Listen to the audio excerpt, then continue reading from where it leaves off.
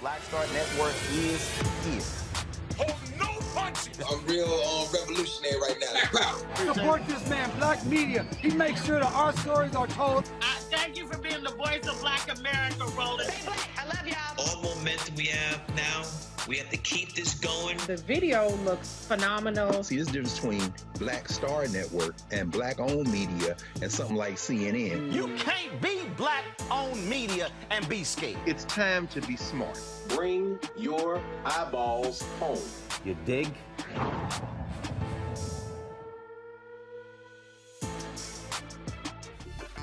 Today is Tuesday, February 8th, 2022, coming up on Roland Martin Unfiltered, streaming live on the Black Star Network. The Human Rights Campaign says he was fired for cause, but the former president of the organization, Alfonso David, says it was discrimination. He's here to tell his side of the story. The Supreme Court's ruling about Alabama's congressional district sends a strong message about protecting voting rights, or actually advancing GOP voter suppression. A surveillance camera was found at the remote Pennsylvania hunting camp where Jamaican immigrant Peter Spencer was killed. We'll get the latest on the investigation from his mother and the president and chair of the Allegheny County Democratic Black Caucus. Congressional Black Caucus Chairwoman Joyce Beatty is demanding an apology after Republican Congressman Hal Rogers told her to kiss his ass over wearing a face mask. And two white men get arrested and are now free on bond after chasing and shooting at a black FedEx driver who was just trying to do his job. Folks, she schools folks on the basketball court. In tonight's Marketplace segment, you'll meet a Chicago artist whose painting skills are just as smooth as her crossover fadeaway jump shot. Y'all, it's time to bring the funk on Roland Martin Unfiltered right here on the Black Star Network. Let's go. He's got it. Whatever the miss, he's on it. Whatever it is, he's got the scoop, the fact, the find. And when it breaks, he's right on time and it's rolling. Best believe he's knowing. Putting it down from sports to news to politics. With entertainment just for kicks, he's rolling. It's on go, roll, roll, y'all. It's Roland Martin, Rolling with Roland now. He's funk, he's fresh, he's real, the best, you know he's Roland Martin now.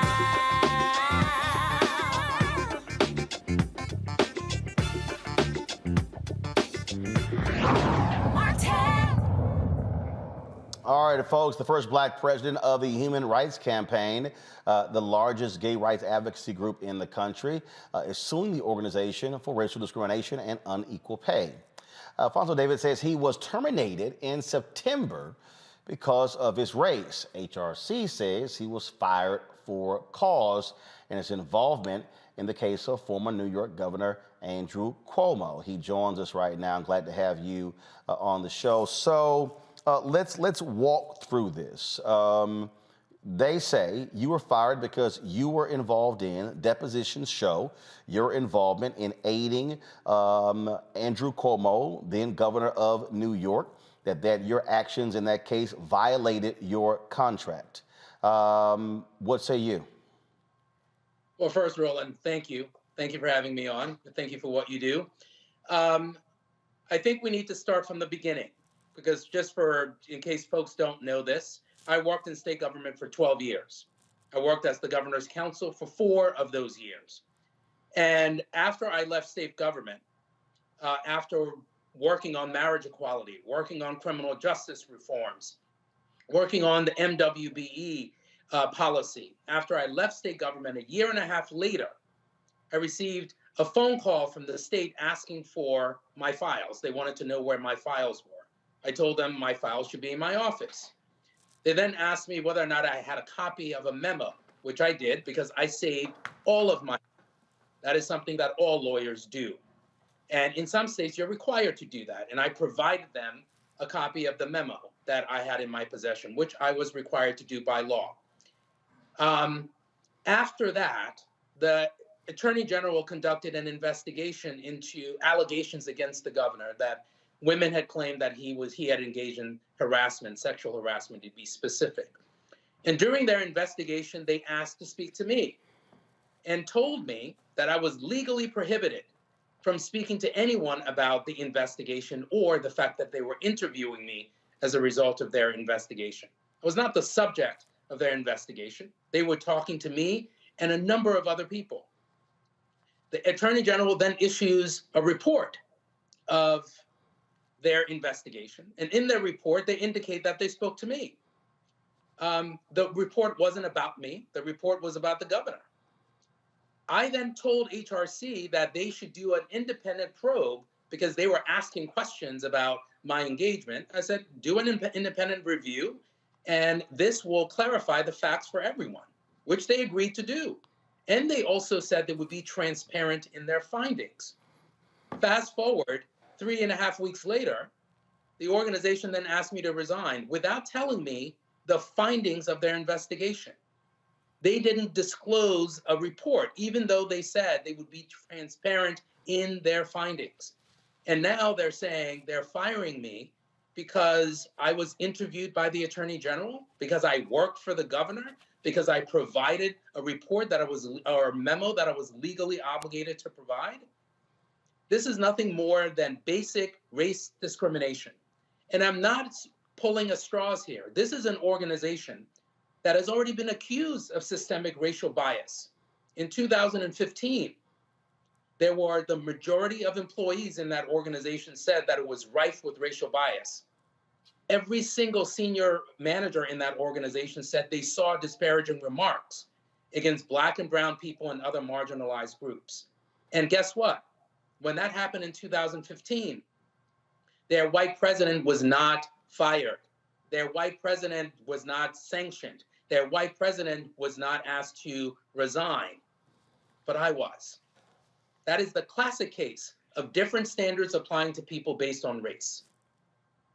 In a statement, so this is what the president of HRC, the interim president, Joni Madison, said. Mr. David's complaint is riddled with untruths. We are confident through the legal process that it will be apparent that Mr. David's termination was based on clear violations of his contract and HRC's mission. And as president of HRC, he was treated fairly and equally. Notably, some of the individuals he accuses of discriminatory behavior are people of color and champions of racial equity and inclusion who provided support and guidance as Mr. David led the organization. Also, the executive committees constituted of independent directors were comprised of 7 individuals, 5 of whom are Black. So when you say it's discrimination, who specifically are you saying it? Are you saying the Black folks there or others? The entire organization. Roland, we all know that you can't sprinkle a few Black people in an organization and get rid of systemic race discrimination. Any Black person knows that. You can't throw 5 or 6 people on a board and claim that you can't be a racist organization. But guess what? This is what HRC is not telling you. There are at least 48 people on that board, not 7. There are 48 people on that board. The majority of them are white. What they're also not telling you is that one of those Black members on their board said to a guest that the organization was not ready for its first Black president. Another Black member of the board broke down in tears in front of Black and brown members of the staff and said that the process was flawed. So the organization can't hide behind this idea that we have Black people on our board, so we can't engage in systemic race discrimination. We know that's not true. And we've seen that in white institution after white institution. So I don't believe anything that HRC is saying. And then furthermore, this statement that HRC issues tells us everything we need to know about the organization. I filed a 16-page federal civil rights complaint, 16 pages. On the same day, 3 former employees of the organization, all Black and brown, told the press that the organization was rife with racial discrimination. What does the organization do? Do they conduct an independent review? Now you've heard from 4 people that are saying there's systemic race discrimination. Do they hire an outside law firm to do a review? No, they issued a public statement. They go on a media campaign to tarnish my name for blowing the whistle. So this organization is telling us they're not interested in addressing systemic race discrimination, because if they were, they would have issued a very different response. But instead, they're saying we won't be dissuaded or we won't be deterred from our mission. So what they're telling us is our mission does not include Black and brown people, because if it did include Black and brown people, we would have responded very differently. They say that you worked to undermine one of the women who accused Governor Cuomo. This is what the New York Times said in their story announcing your firing. Mr. David also suggested edits to a letter intended to malign Ms. Boylan that was being circulated among Mr. Cuomo and his aides, and said that he would collect signatures for it from former aides. He declined to sign it himself, however, and he later said that he did not know the extent of the allegations against Mr. Cuomo. Did you suggest any letters? Were you involved on the communication side? You said that you were called to testify to present documents that were in your possession. So were you involved in any way with, again, suggesting edits or involved in the communications aspect? Two things there, Roland. Number one, I'm not going to be in a position to respond to the Human Rights Campaign and their allegations when they haven't told me the basis for the termination. They were supposed to be transparent in their findings. Instead, they have their media folks talking to the New York Times behind the scenes about why they, quote, fired me, when they haven't even told me. When you say they haven't told you, what did you receive from them? They say it was for cause. What did they send to you? Was it a letter? What did they send to you? They sent to me a one-page letter saying that you are being terminated for cause for violating this provision and this provision of your contract. That was it. And what were those provisions? What were those provisions of your contract? What specifically?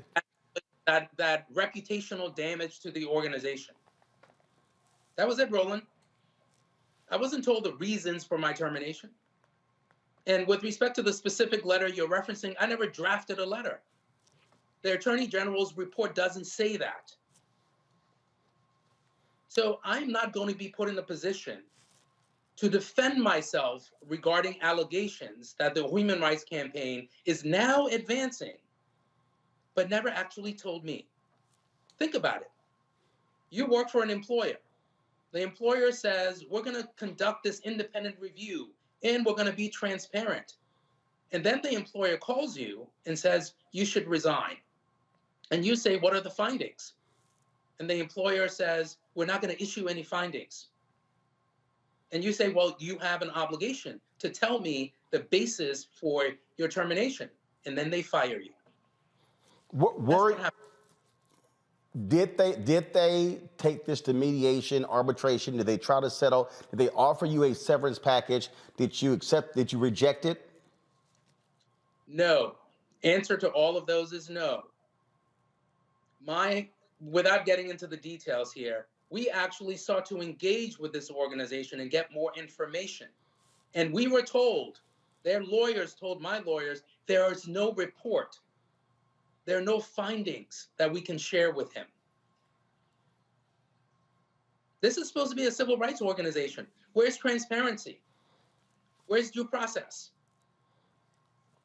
Think about an organization that's putting itself out there to be a, quote, civil rights organization.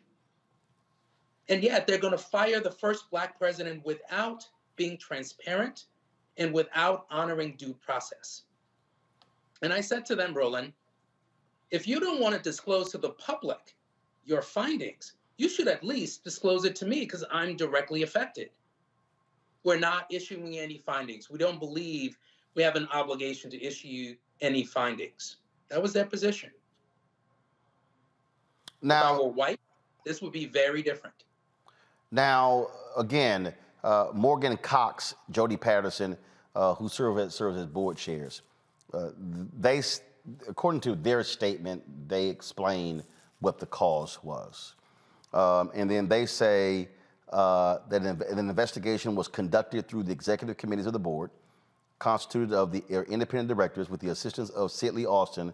Following the completion of that investigation, the HRC and HRC Foundation boards of directors have voted to terminate Mr. David for cause effective immediately for violations of his contract with the Human Rights Campaign. And then they say in here, as outlined in the New York Attorney General report, Mr. David engaged in a number of activities in December 2020 while HRC president to assist Governor Cuomo's team in responding to allegations by Ms. Boylan of sexual harassment. They say it was a conflict of interest regarding the mission of HRC, material damage to HRC's interest, reputation and prospects has resulted or may be expected to result. Then this is what they say. This damage is evidenced by the intense media surrounding this conduct, as well as hundreds of calls, emails, and other negative communications HRC has received from staff, members of the board of governors, volunteers, program partners, journal members, supporters, corporate partners, political figures, and more expressing serious concern with Mr. David's conduct and its inconsistency with the values and mission of HRC. So what I'm still trying to, so you say that you were compelled to turn the information over. They say you turning the information over constituted helping Andrew Cuomo's team. Did you turn the information over to Andrew Cuomo's team or to the Attorney General, Letitia James? Letitia James was not involved at the time, and I did both. Letitia James asked for any information that I have. I provided it to her as I'm required to do by law. So when they said you suggested edits, where's that coming from? So are you saying that didn't happen? And so therefore, if you say that didn't happen, where are they getting that from? We're talking about two separate things, Roland. So let's take a step back. The first is I'm a lawyer. There are rules that apply to lawyers. And when you are responding to a request for information from your client on matters that you worked on, you have to respond. Imagine contacting your tax attorney. Well, no, your former client, because you no longer work there. It doesn't matter. Okay. No. My point is, you were at HRC. You were no longer working for the governor's office. Go ahead. Under the rules of professional conduct, we don't have to guess this. The New York University has already said I had a legal obligation to provide the information that was requested. This is not a guessing game. Okay.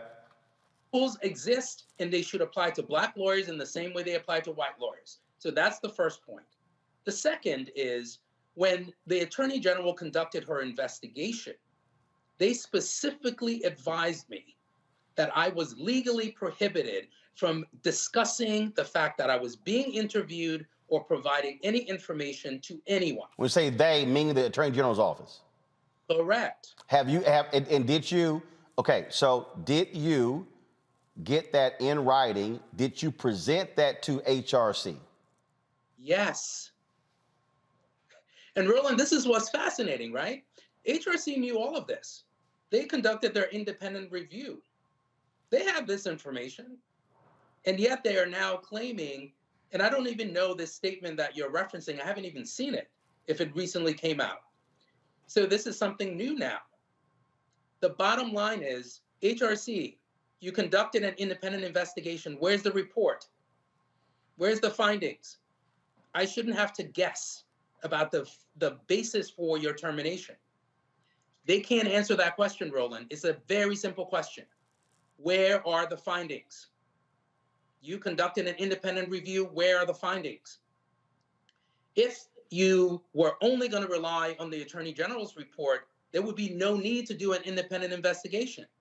But you did one. So where are the findings? Nowhere to be found 6 months later. The organization has not issued any findings. There is no report. And if I were to only compare that to what happened in 2015, when there was reputational harm. So you're telling me when someone uses the N-word twice in the organization, and there's wide public scrutiny and criticism about the organization, that's not reputational harm?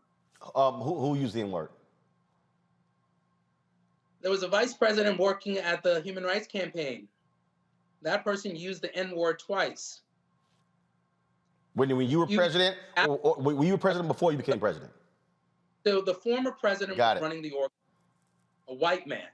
And during the course of his tenure, there was a report called the Pipeline Report. And in that report, they had interviewed employees in the organization.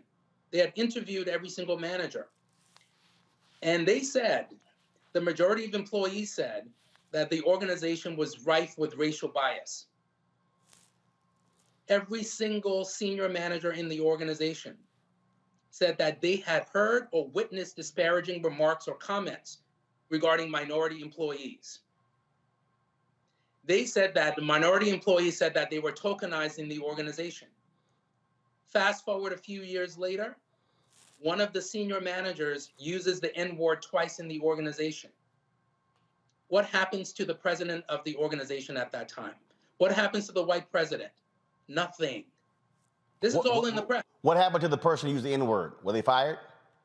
That person was fired. Got it. The president, who was overseeing the organization during this entire time, stays. When you asked about the statement, so this was sent to us from the communications folks with HRC. The first statement that I read from Joni Madison is dated February 3rd, 2022. The second statement from the board chairs is dated September 6th, 2021. Also in here, they sent us the email that was sent in September to staff regarding your termination as well. And then there also was a statement that when they announced the board-led investigation on August 9th, 2021. So those were the statements that they sent. I'm still trying to understand where they said that you suggested edits to a letter that you refused to sign, but you were going to get others to sign on for. Where did that come from? What are they talking about? Those are separate issues as well. There was a letter that someone in the governor's office drafted that they asked me and 3 other employees to sign, which we refused to sign. And I articulated to them why I was not going to sign the letter. The letter included facts or information that I couldn't verify. I wasn't there. I didn't have any personal knowledge. So they were drafting a letter of former aides of Cuomo to show that they stand with him and support him. Yes. That was the letter? That's a separate letter. So okay, so I'm trying to understand. They are accusing you of suggesting edits to a letter that you Correct. didn't want to sign, but you said you would get other people to actually sign the letter. What are they talking? Like, what did you suggest any edits? What are they talking about? Is that true or false? Hold on. Let's take a step back again. I was contacted along with a few other employees regarding signing in a letter regarding a former employee. Before or after you cooperated with the investigation? This is before there was ever an investigation. Got it. Okay. This is before the Attorney General was ever involved. Right? So I'm contacted regarding a letter that they're looking to have other people sign. Said, I'm not going to sign this letter. I don't know anything about some of the facts or references you're making. So they say fine and say why. I articulate all the reasons. They then came up with different letters over time. And the letter shifted from a letter focused on an individual to a letter that was actually talking about positive experiences people had within the administration. That is very different than what was forwarded to me originally. Got and it. HRC knows. Like, this is not a secret. They know this. But what they're trying to do is conflate the facts. And again, why are we, you and I, having a conversation about what HRC knew or didn't know? Why didn't they issue their report? They should have issued a report that was clearly articulating the facts as they saw them to determine whether or not my actions actually violated their policies. But they haven't done that. And they also failed to recognize that I am a lawyer. And I had a legal obligation to respond to the governor and to the governor's office regarding matters that I worked on. The letter that was submitted to me related to a matter I worked on. There's rules regarding the conduct of lawyers. And you can't apply a different rule to a black lawyer than a white lawyer. And what happened here is HRC simply panicked. Rather than going through the process and applying the applicable rules, they panicked. And they still can't explain why they are not addressing the issue of systemic race discrimination within the organization. They're silent on that. Instead, they're saying we won't be distracted from the work that we're doing. Well, I hope that the work that you're doing relates to Black and brown people. But it clearly is not. And that is one of the most important reasons why I'm filing this lawsuit. Last question, and that is, you talked about what was rampant when you were president. First of all, for the public, how long were you president? I was president for 2 years. When you were president, did you launch any initiative that specifically targeted any investigation or whatever to deal with what you describe as rampant racism in HRC? Oh, yes, several. I asked them to do a pay equity study because we determined that there were pay disparities within the organization where women, Black and brown people were being paid differently than white people. And during the course of my tenure before that could be implemented, I was fired. Second, the HR process within HRC was so broken that Black and brown employees didn't actually want to go to HR. So much so that I told them that the HR manager could not stay within that position anymore, and implemented new systems to make sure that employees felt that their issues would actually get addressed through HR. And then I learned subsequently that issues were still being withheld from me, even though I had implemented these changes. The problem within the organization is so deeply rooted, and this will all come out during litigation, because I have emails, I have voicemails, I have evidence to support the case that I've submitted to the court. And this will all come out. HRC is hiding behind this veneer of secrecy, right? It's an organization that has been operating in secrecy for such a long time. And now I'm challenging systemic racial bias within the organization. And I have emails, again, from donors that were criticizing me for talking about Black Lives Matter. I have emails and voicemails from people that are saying, why are we focusing on Black and brown issues? These are their donors. They can't run away from that at this point. You said you have emails from donors asking, why are we focusing on Black and brown issues? Correct. I have emails from donors specifically saying, I no longer want to be a part of the Human Rights Campaign. After I submitted, I sent out a letter highlighting why Black Lives Matter. And there are certain donors that said they no longer want to be a part of the organization because I was making that a focus. And how did the board members respond to that? This is real, Roland. This is affecting the lives of so many LGBTQ Black and brown people working in that organization. And for them to try to erase us, for them to try to pretend that this is not a real issue is offensive. Oh, no, I know it's real. I mean, when you get the brother in Charlotte who became the first leader of the largest LGBT organization there, who resigned because he had folks who were white, who were LGBT, who were writing him saying, I'm not working with somebody who's Black. Look, like I've covered this issue. I've had brothers and sisters on my show, my TV1 show, who are same gender loving, who have talked about this as well. We dealt with this here when when GLAAD came after me. We raised those issues too in terms of the coverage of where Black folks were saying, hey, where are you including folks? And in fact, when we've had discussions even on these shows about Black issues that come up where LGBT groups have wanted Black civil rights groups to stand with them, but then Black folks are like, well, where are you when it comes to the issues? In fact, when I remember, if I remember correctly, when I was in North Carolina, I actually said that. I think I might specifically even say it, where's HRC? And that was a young brother. I said, bro, I'm not talking about you. Because I'm talking about your national organization. Black folks were here for the trans bill, were against that, voting against that. I said, where are white LGBT folks on issues that matter to Black folks? And so this is that has been an ongoing issue that's been talked about and covered. So yeah, I'm absolutely familiar with that as well.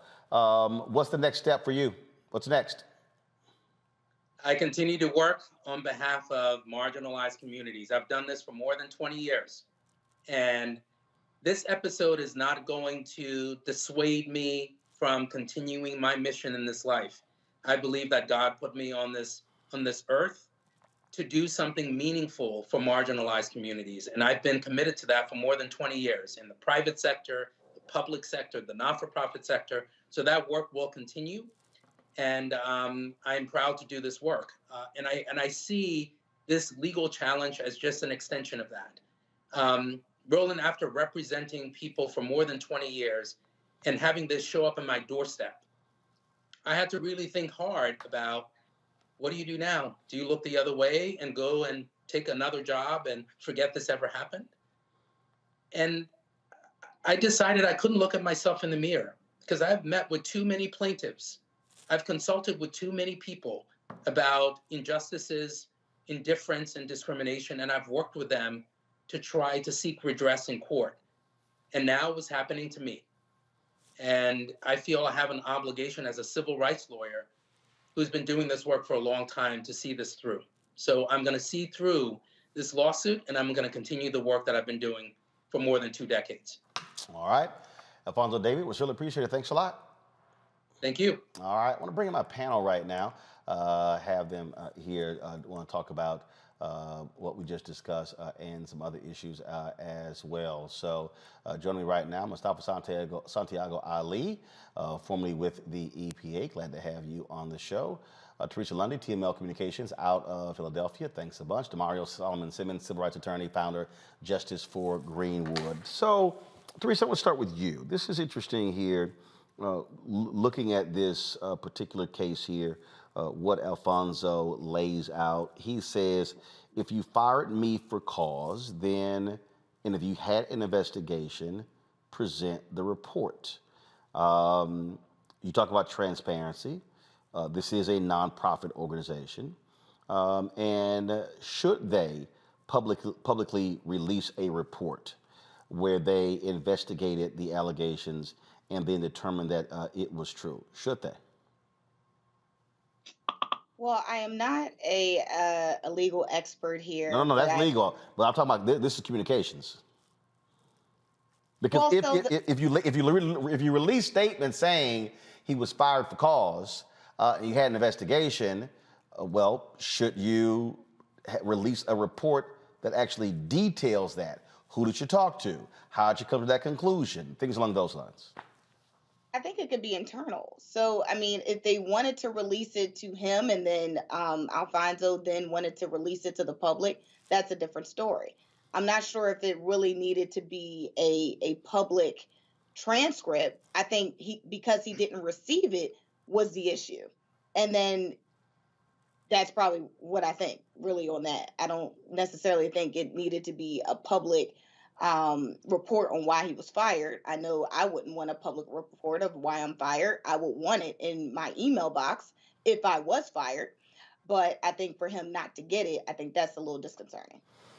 Demario, again, he says that because he served as an attorney for Andrew Cuomo when he was asked to submit information, he had no choice. He says that he was told by the Attorney General, do not share with anyone your participation in this. He said as a result, he couldn't tell HRC that he had been called or compelled to give testimony, deposition, or whatever. Your thoughts? Well, good to see everybody. I don't know the specifics of the New York state laws. There are some processes that if he was a part of a grand jury investigation, then yes, it has to be public. It has to be private. My question was going to be, if I had the opportunity, did he actually receive a subpoena? You know, when you say you're compelled to do something, usually that means you received a subpoena. Because in my understanding, in my experience, if they just ask you for documents, you have the opportunity to say, no, I don't want to provide this to you. But I didn't get an opportunity. Even if you served as counsel for the governor? See, again, I don't know the specifics of New York law to be opined on that. I am not familiar myself of you working for a client and a third party ask you for documents. Normally it's the client who has to waive what we call the attorney-client privilege. So in other words, Roland, if I'm representing you and then Mustafa wants me to give you some documents, that I worked on for you, that's attorney-client privilege, and you would have to be the one to say, yeah, Demario, go ahead and give those documents to Mustafa. Now, I don't know, again, the specifics of New York law. Well, he worked for the governor's staff, meaning he was a state employee. So this was not like he was the personal attorney for the governor. Yeah, again, from my understanding, I got you. If he would have received a subpoena, then absolutely he has to provide any documents that he has in his possession. But if they just ask him for the documents based upon my knowledge and not knowing New York specific laws, I don't know why he would be compelled or have to give that particular information. That's number one. Number two, on the issue of actually releasing the report, I think it's important. Again, every state has laws on what can be released on people's employment background. Plus, there were probably other individuals who were investigated or who were interviewed whose information would have been in the report, and you would have been violating their privacy if you released that report publicly. At least that's what it would be here in Oklahoma and the other locations where I'm familiar with. What jumps out here, Mustafa, is, again, this back and forth. HRC contends everything was done right. He was informed. He had an opportunity to respond, and all of that. But clearly, he is saying, no, you fired me because you discriminated against me.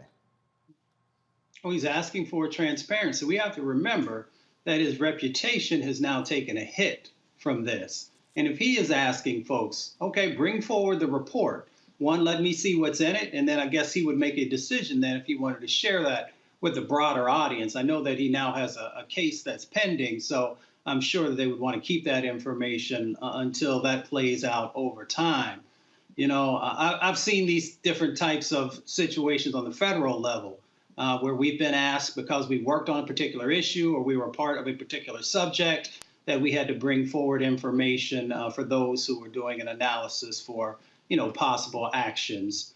So it's going to play out over time, but I'm sure he would like to have the opportunity to, as he said, to know why he was fired. For folks should be very clear if you're being fired from a position. What is it that one of the reasons that you're saying that I'm no longer fit to lead this said organization? And the reason I was asking about the letter, what they were talking about, because this is what the Washington Post wrote.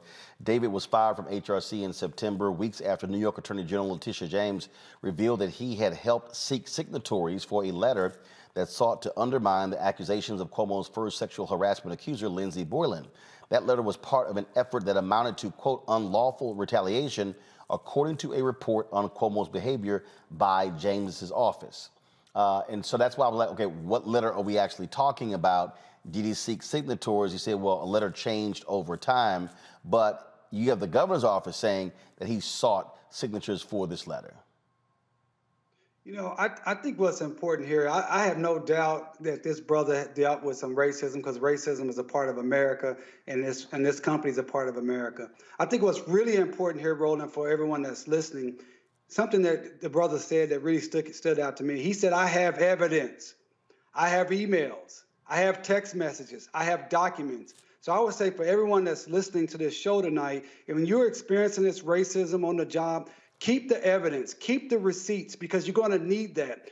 He can say whatever he wants to say. We can say whatever we want to say, but he's in federal court now. He's probably bringing a Title VII case or a 1981 case. I do those cases all the time. He's going to need corroboration. He's going to need that evidence to prove if, in fact, he was fired for cause. See, a lot of people that work, they work in what's called at-will state. You can be fired for any reason as long as it's not racist or sexist. But he has a contract that said he had to be fired for cause. And that's why it's vitally important for him to see why was I actually fired, and then for him to have the evidence and the documents to back up that he should not have been fired without cause or with cause. All right, then. Well, we'll see what the next step is when HRC responds. All right, folks, got to go to a break. When we come back, Roland Martin Unfiltered, we'll talk about the Supreme Court. The schizophrenic Supreme Court, okay? They make a ruling regarding the constitutionality of districts in Alabama, but didn't they just rule like a year or two ago that they don't get involved in partisan gerrymandering? What the hell is going on? We'll talk about that next. You're watching Roland Martin Unfiltered right here on the Black Star Network.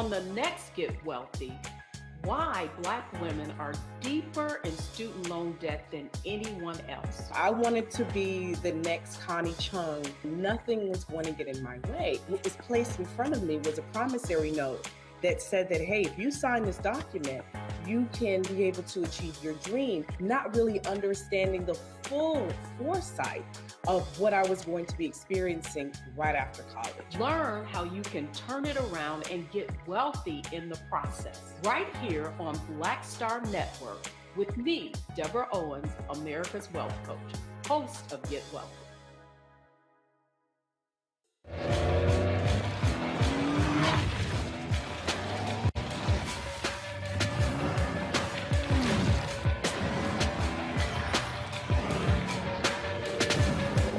Pull up a chair, take your seat. The Black Tape with me, Dr. Greg Carr, here on the Black Star Network. Every week, we'll take a deeper dive into the world we're living in. Join the conversation only on the Black Star Network.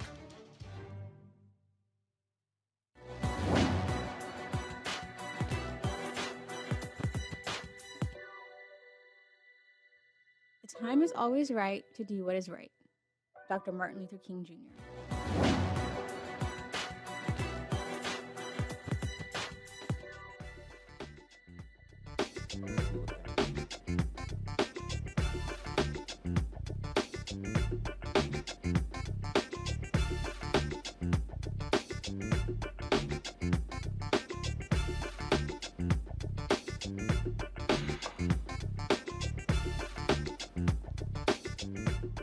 All right, folks, the Supreme Court rejects an Alabama ruling requiring states to redraw congressional districts before the 2022 elections. Actually, what they've done, they've actually stayed that decision by the federal courts. It boosts Republican chances to hold 6 of the state's 7 seats in the House of Representatives. Now, the High Court's 5-4 vote means next elections will fall under the Republican-controlled legislature's map, drawn with one majority Black district represented by Congresswoman Terry Sewell, in a state where, of course, more than a quarter of the population is Black. Now, here's the deal here. The federal courts ruled that the maps in Alabama were unconstitutional, violating the Voting Rights Act because African Americans were not being properly represented. They basically said there should have been the creation of a second district. By staying that, the problem now is they got to seek actually responses from both sides. So tomorrow, by the time they actually hear that, the primaries have already started. Now, Chief Justice John Roberts joined the liberal justices in this case, and what's also interesting here is that, again, they're stepping into a gerrymandering situation where they previously ruled that, oh, the Supreme Court, we have no jurisdiction with political gerrymandering. Now, all of a sudden, what? We're changing? That's what also what happens when you have a 6-3 conservative majority. And so even if Roberts flips to the other side, conservatives still hold a 5-4 lead. And that's what the great Dr. Nellie Fuller Jr., his quote to say, if you don't understand white supremacy and racism, what it is and how it works, everything else will only confuse you. This is what this was about. The fact that they didn't jump into the North Carolina situation because it was going to benefit Black people. And the fact that they jumped into the Alabama situation because it's going to be a detriment to Black people. The Supreme Court, the 63 Supreme Court that Mitch McConnell put through, utilizing every tool and all the power that he had as the majority leader, was for these reasons right here, for this reason right here, as we see in real time. They want to do everything they can to cement minority rule for America. That is the problem. That is the purpose and the goal of the Republican Party at this point. It is to continue and cement minority rule, white rule against all non-whites, period. And they have a 6-3 Supreme Court. And guess what? The Democrats are not fighting hard enough against this. We have not used every tool that's available to them, and it's going to put Black people's lives in further harm and risk. When you say haven't used every tool, what other tools to use?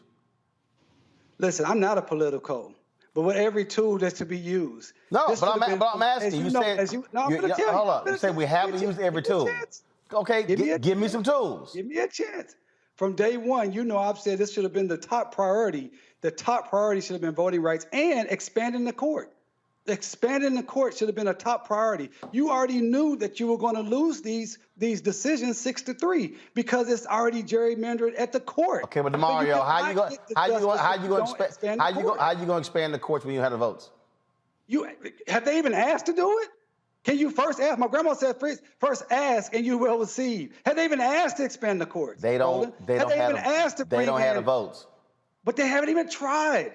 Demario, who cares? Demario, if you ain't got the votes on Build Back Better, if you ain't got the votes on the George Floyd Justice Act, if you ain't got the votes on the For the People Act, as well as for the John Lewis Act, you ain't got the votes on expanding the Supreme Court. Okay, but you still got to try. If black folks decided we ain't got the opportunity to be successful because why would we continue to fight? But if you don't have the votes, Oklahoma and racist Oklahoma, if I'm gonna say, well, the courts are racist. If you can't, Demario, if you can't get through low hanging fruit, you ain't gonna get to high fruit. Hey, I'm saying that they need to choose every opportunity to try to get us an opportunity to win. And if you know that the Supreme Court is 6-3, from out the gate, that should have been something that should have been on the agenda, top of line, not some type of commission that took 6 months to come back and say, well, we don't know if we should expand the courts or not. No, the Democrats should have been on front and center saying we have to expand the courts, otherwise we will get screwed with these 63 have decisions enough at the crucial time. You don't, and this is the point. And I hear you, but here's the deal. The Democratic Party, I keep saying this, Mustafa, unlike the Republican Party, you have far more different positions on the Democratic side. You've got centrists, you've got moderate, you got progressive, you got ultra liberal, you got all, it's like you got rainbow going over there. On the right, it's right, hard right.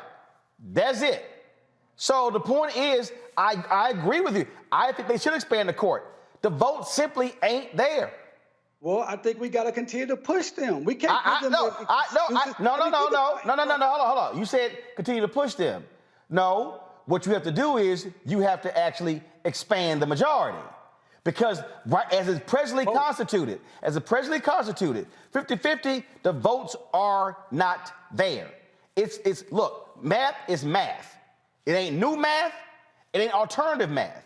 And so that's where we are right now in terms of where you're dealing with this court. It's 50-50. If one person says nope, it's all dead, Mustafa.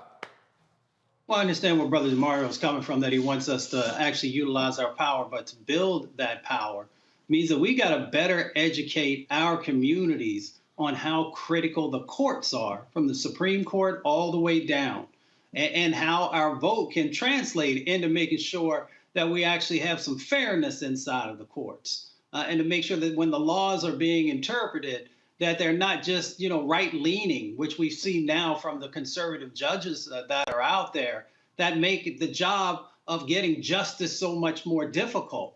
So we have work to do in actually making the investments and teaching young people and students, how important the courts are and how we utilize our vote to get there, and then all the way up, to our elders, who some of them know because they lived through the 60s and the 50s. But that's a part of this overall set of how do we build and how do we get the tools. First of all, it's helping people to understand how valuable the courts are in our lives. Teresa, with this, what we're dealing with here, and again, you're seeing wins. The difference here is this: this federal panel made its decision based upon a violation of the Voting Rights Act. The reason you are seeing the successes in North Carolina and Ohio, because those state Supreme Courts ruled. That's also what we have to keep in mind. When we're talking about, we're talking about, obviously the Supreme Court, but when we ignore those state Supreme Courts, that also impacts it, because that's where decisions are also being made. I mean, this in Pennsylvania. You're absolutely right. It was such an important election here in PA. In 2017, when, we were actually trying to get, and I was on that campaign, trying to get the second African-American on the Pennsylvania Supreme Court. He definitely did win the, Democratic Party support, but again, we also lost that seat to a Republican. So, when some of these cases, like you said, Roland, are taken to the federal level, they first have to make a pit stop, and that pit stop is in your state. So, when people are looking at, these elections that's every 4 years, we also have to look at the judges' elections because they are so important. But I think, as Brother Mustafa had already stated, education and educating people about what these seats that the judges present, and some of those civil rights and, and some of the voting rights and some of these issues. I mean, look at Bill Cosby. He's out, right? Because of the Pennsylvania Supreme Court, not the federal Supreme Court, ruled in his favor. So there's so many things that happen at a local level. And even though it's not a local community type of situation, some of the issues that come up statewide are local problems that can either, change some of the dynamics that's on the federal side, or keep it the same on the local side. Absolutely. Yeah, go. Another aspect of what I can say, they can use more power. Like here in Oklahoma, right, we have two very racist conservative senators who will not want to block any judge that the Biden administration may want to put forth. But they haven't put forth anybody yet. And that's like that in a lot of red states where they're waiting for these conservative senators to acquiesce and say, okay, we will bless this particular individual to be an actual, what we call an Article III judge. We need them to move forward the way Trump did and nominate people, even in red states, put them on the bench right now while we do have the votes. But they are. They do have that is happening. In fact, I happen here in Oklahoma. Okay. In fact, in fact, what Senator Dick Durbin has done, what he said, same thing y'all did under Trump, we gonna do. He's not allowing them to submit blue slips where if a senator submits a blue slip and say that then they say, hey, they hold off on that particular nominee. He said, we're using the same rules that y'all have done. That's why Biden has not actually nominated and confirmed the highest number of federal judges in 1 year than any president in history. And 24% of the federal judges that he has appointed have been African American. Yeah, but Roland, you got to look where and that's a great stat overall, but look at the states. Look at the red states. Look at the Mississippis, the Alabamas, the Texases, the Oklahomas. Those states where we need the more progressive judges more than any place. Those people are not on the docket, and we're now almost into the second month, halfway to the second month of 2022. How many open positions in those places as federal judges? Because part of the deal here is you can only put someone forward if you have a vacancy in those states. So how many federal judicial vacancies are there in Oklahoma? There are at least 3 judicial vacancies in Oklahoma that's necessary, particularly with the McGirt ruling, where we have the Native American reservations having more power. Our court systems are jam-packed. They are bringing judges all around the nation. In fact, my deputy director is on jury duty right now, and so judges are coming from all over the place, and lawyers. Roland, right now, we don't have a permanent U.S. attorney here in the Northern District of Oklahoma that's been nominated by this administration and pushed through. I'm telling you, they're not going as strong and as fast as necessary. We need to put as many progressives on the judiciary bench right now. So I'm looking here at the various, I'm pulling up right now, the federal vacancies, current federal judicial vacancies that lays it out. And then I'm trying to see, right, give me 1 second. I got to cancel this here. So we got, okay, so go to my computer, please. Do you see it? All right, not sure why this map is not coming up. But I'm seeing. Why are you doing it? Let me tell you something. Hold on. Hold on. In the western portion of Oklahoma, there are 0 federal vacancies.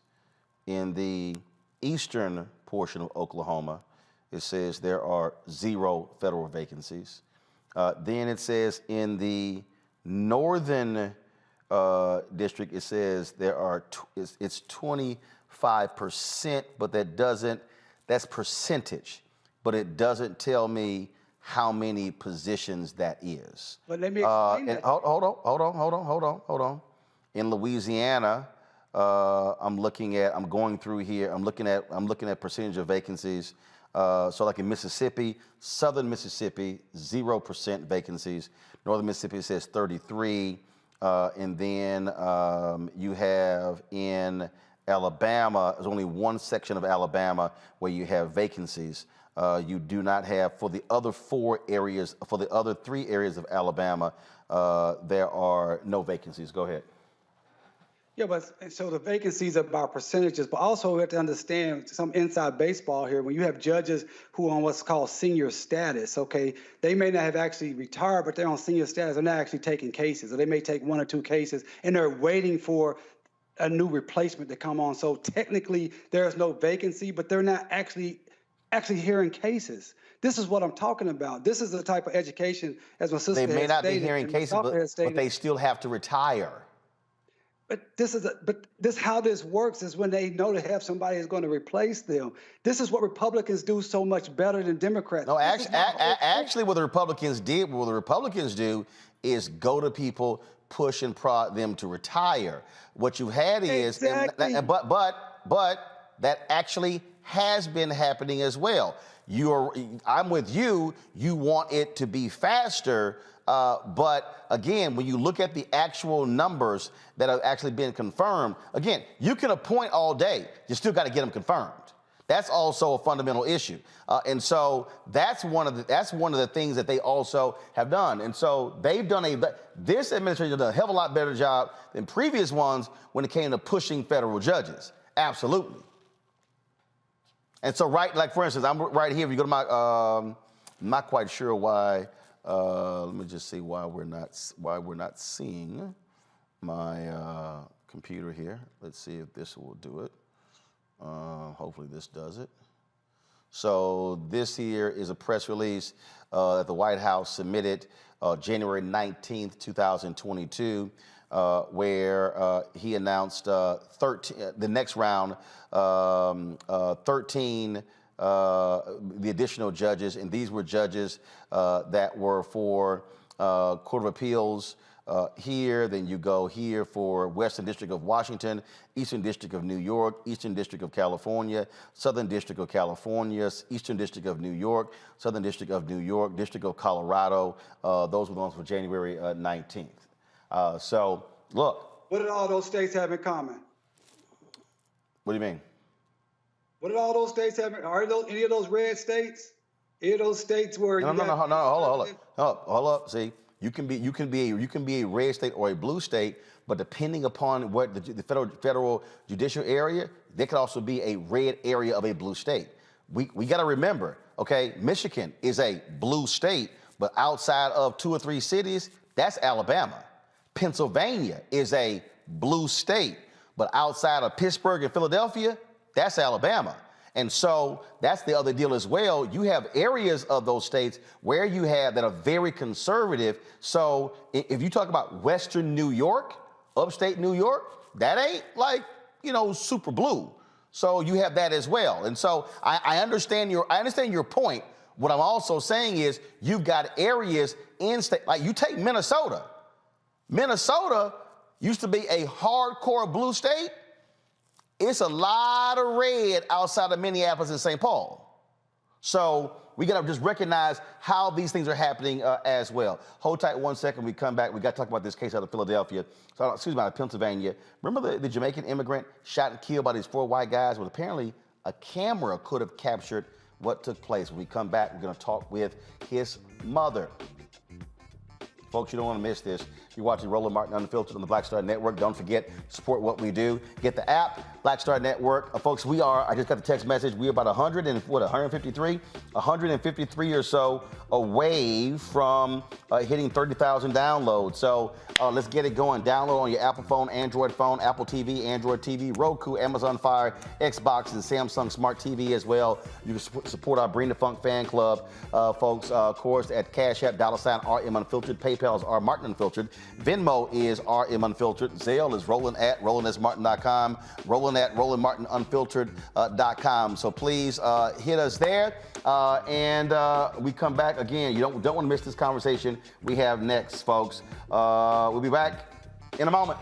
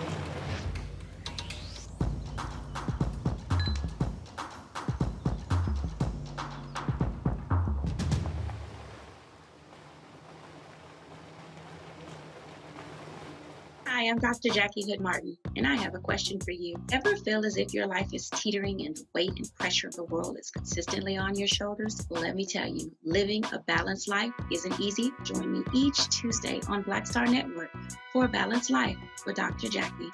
We'll laugh together, cry together, pull ourselves together, and cheer each other on. So join me for new shows each Tuesday on Black Star Network, A Balanced Life with Dr. Jackie.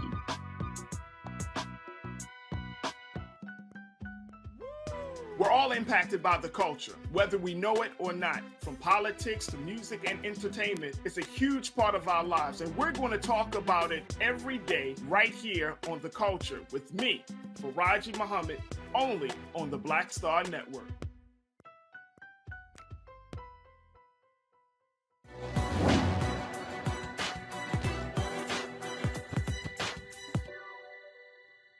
Defining myself as opposed to being defined by others is one of the most difficult challenges I face. Politician and lawyer, Carol Mosley Braun.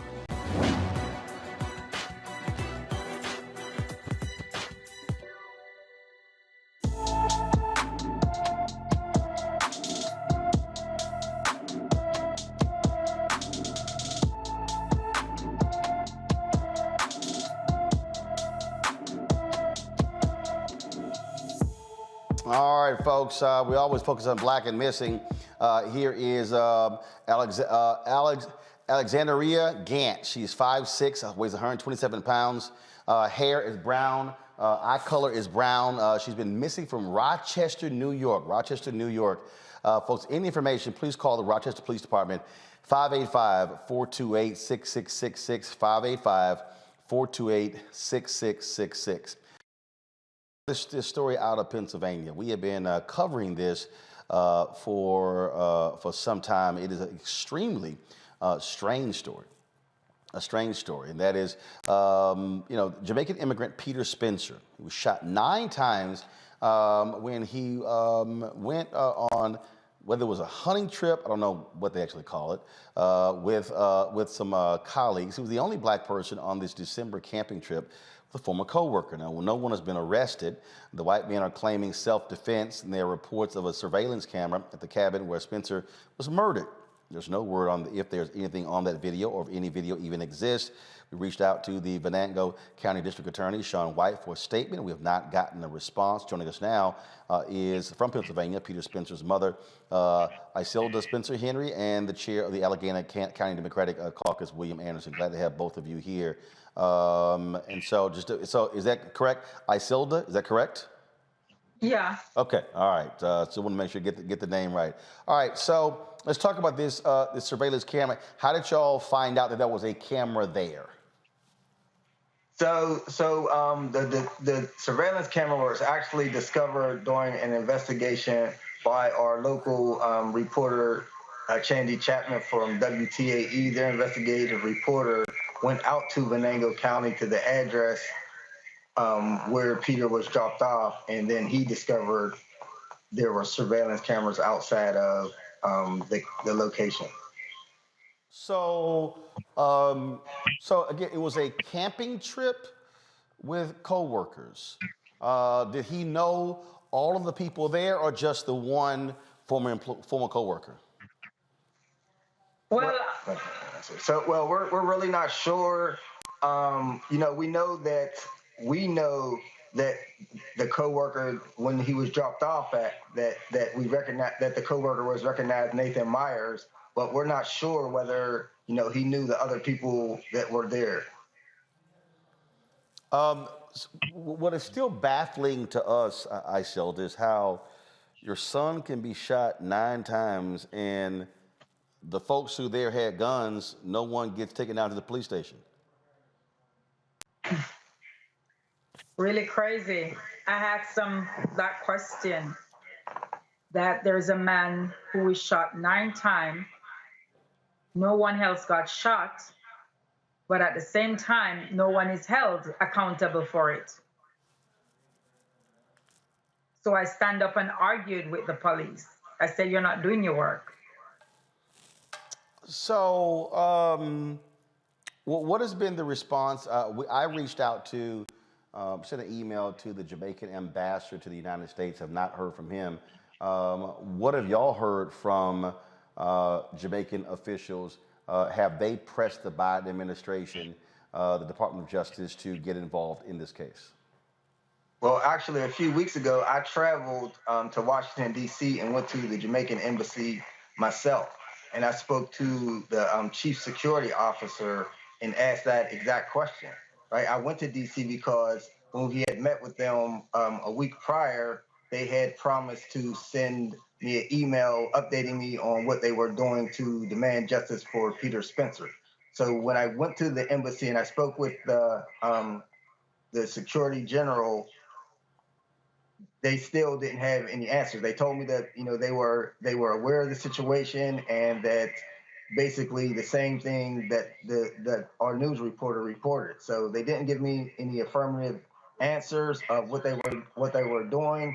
So I continued to press them. So I was given a phone number and told that the embassy in New York is actually the embassy that's in charge of this, and that the consul general Allison Wilson is the person that I need to contact, which I have contacted several times this week, and I'm currently waiting a response. But our next move is to go to the embassy in New York to demand action and demand immediate justice, as Peter Spencer was not an American citizen. He was a citizen of Jamaica that came to this country, seeking all the glories of our country, and we are, demanding that the government that is supposed to represent him represent him.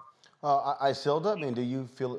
Does it bother you that, Frank, that Jamaican officials are dragging their feet on this? That they're not, because we've seen other cases that have involved foreign nationals where their country's officials were very aggressive in getting involved. They have been involved. To my knowledge, a few that I've spoken with, they have been trying their very best. They've written letters to Josh Shapiro, emails and all of that, requesting for the transfer of the case from Venango County and all of that. So they're really putting a foot down. They keep calling me and talking with me and everything like that. So we just have to press a little more. I think I have to call the ambassador, the consular herself, because she did call me and talk to me a couple of times. So I'll have to get back to her also. Yeah, well, I just think that's critically important for them to be very much involved, because if they then begin to put pressure as a nation, then all of a sudden that begins to impact this and change this as well. So as it stands right now, the four men who were involved, they're walking around free. Is there an actual investigation taking place? Who's actually leading this investigation? Is it the local DA in Allegheny County? Is it the state? What's going on? So currently, this case is in the Allegheny County case. Right, we're in Allegheny County. We're residents of Allegheny County.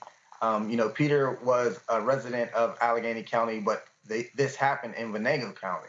So we're needing pressure from everybody. All the officials from Allegheny County need to be calling out to the Venango County District Attorney Deshaun White and demand that he turn this case over to Attorney General Josh Shapiro.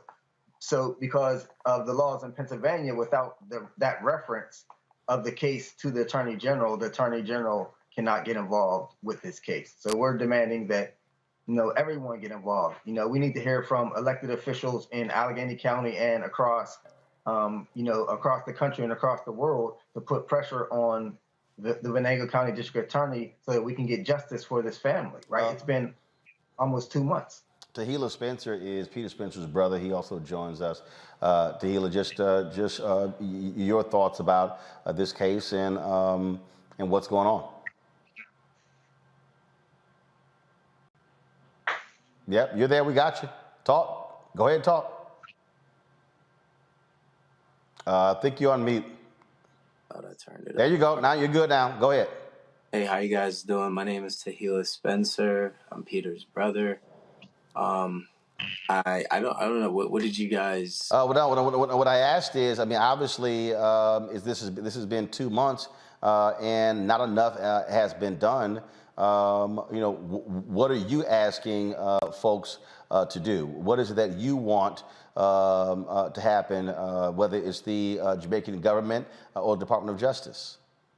Yeah, we haven't heard any response yet from like the Prime Minister of Jamaica, Honorable Andrew Holness, and we're expecting someone to stand up for our Jamaican brethren that was basically cut down. His life was cut down so short. This whole thing is definitely, you can see the whole thing from a mile away. It's definitely a weird situation, a weird case. They're playing. I feel like they're playing mind games with us, the way they're handling it, and it's just weird the way it's being handled. So definitely, somebody needs to step in. Somebody needs to stand up for my brother. Somebody with authority that actually can help us get the answers that we're looking for. Honestly, I really just want to know what happened. I really just want to know, and the people that did this get brought to justice. So other than that, like, I don't know, anything I've said before, and nothing I can do can bring my brother back at this point. Like I said, I don't know if anything, like I said, anything at all will bring me any kind of consolation or any kind of closure at this point. But something has to be done. Yeah, I mean, look, someone is shot 9 times and killed. You certainly want answers. And so far, we do not have enough answers. Let me thank all 3 of you for being with us. Please keep us updated on what goes on with this particular case. It certainly makes no sense whatsoever. You just don't go camping with somebody and you get shot 9 times and it's no big deal. Nothing, like as if that was sort of an accident. That just makes no sense whatsoever. Yeah. Yes, sir. Yes, I agree totally, and we just want to, let the mom tell the world what type of person, people, how with some of his dreams were coming to this country. Peter was always an affectionate person,